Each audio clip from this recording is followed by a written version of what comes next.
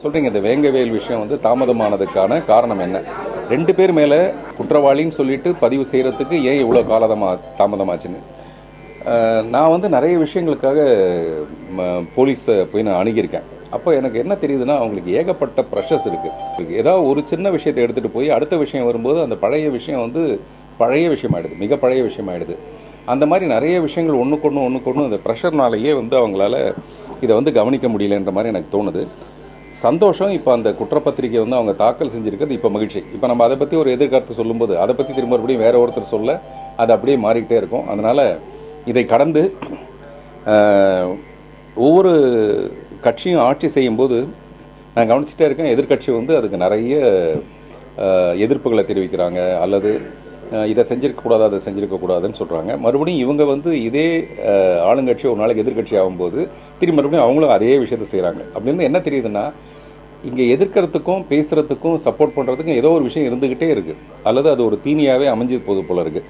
அதனால் இந்த எதிர்க்கிற விஷயத்தையோ எனக்கு தெரிஞ்ச அரசாங்கத்தை ஆதரித்து அவங்ககிட்ட நல்ல விஷயத்தை வாங்கிக்கிறது நல்லதுன்னு எனக்கு தோணுது. ஆனால் வெறுமே அரசாங்கத்தை பிளைண்டாக ஆதரிக்காமல் அவங்க குற்றம் செய்யும்போது நிச்சயமாக அதை சுட்டி காட்ட வேண்டியது மக்களுடைய இப்போ ஜல்லிக்கட்டுக்கு எப்படி இருந்ததுன்னா, ஜல்லிக்கட்டு உடனடியாக அதுக்கு ஒரு தீர்வு கிடைக்கல, மக்கள் போய் உட்காந்ததுக்கப்புறம் தான் கிடைச்சது. அந்த மாதிரி மக்கள் பிரச்சனையை பூரா மக்கள் பேசினாதான் இது நடக்கும். அதனால் அது எந்த கட்சியாக இருந்தாலும், நான் கொஞ்சம் கட்சிக்கு அப்பாற்பட்டவன், அதனால் எந்த கட்சியாக இருந்தாலும் நடந்தது மகிழ்ச்சி. இனிமேல் இது துரிதமாக நடக்கிறதுக்கு என்ன பண்ணணுமோ அதை காவல்துறை அதுக்கான செயல்பாடுகளை இறங்கணுங்கிறது என்னுடைய அன்பான வேண்டுகோள். ஒவ்வொரு அரசியல் கட்சியோட வெற்றியும் அது முழுக்க முழுக்க மக்களோட வெற்றி தான். அவங்க வெற்றி பெறதே மக்களால் தானே. அப்போ அவங்க வெற்றிக்கு பின்னாடி மக்கள் இல்லாமல் எப்படி பண்ண முடியும்? மக்களுடைய மனநிலையை புரிஞ்சுக்கிட்டு தான் அரசாங்கமே ஒரு முடிவெடுப்பாங்க. அதனால் எல்லா வெற்றியும் மக்கள் வெற்றி தானே தவிர நம்ம எல்லாமே இப்போ மக்களாயிடும். தனியாக ஒரு கட்சி அல்லது தனிப்பட்ட மனிதர் இது என்னுடைய வெற்றின்னு கொண்டாடுறதுக்கான விஷயம் இல்லைன்னு நான் நினைக்கிறேன். இது ஏற்கனவே நமக்கு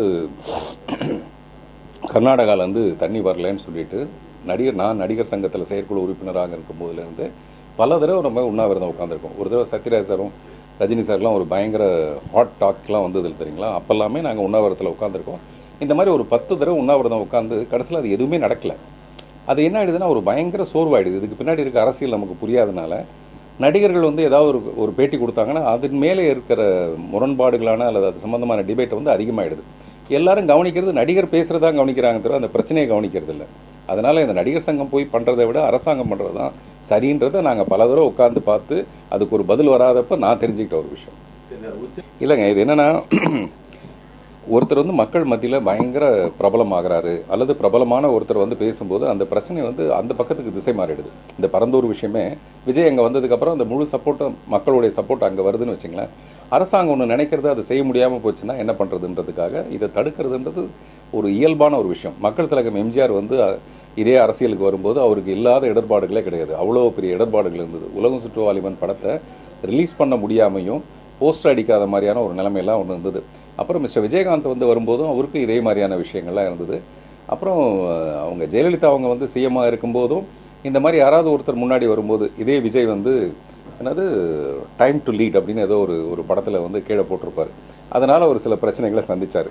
எப்பவுமே அந்த உயரத்தில் இருக்கிறவங்க அவங்கள தற்காத்துக்கிறதுக்காக அவங்க எல்லாருமே இதுதான். இது நான் சொல்றது கட்சி, இந்த கட்சி அந்த கட்சியெல்லாம் கிடையாது, எல்லாருமே செய்கிற ஒரு விஷயம்தான்.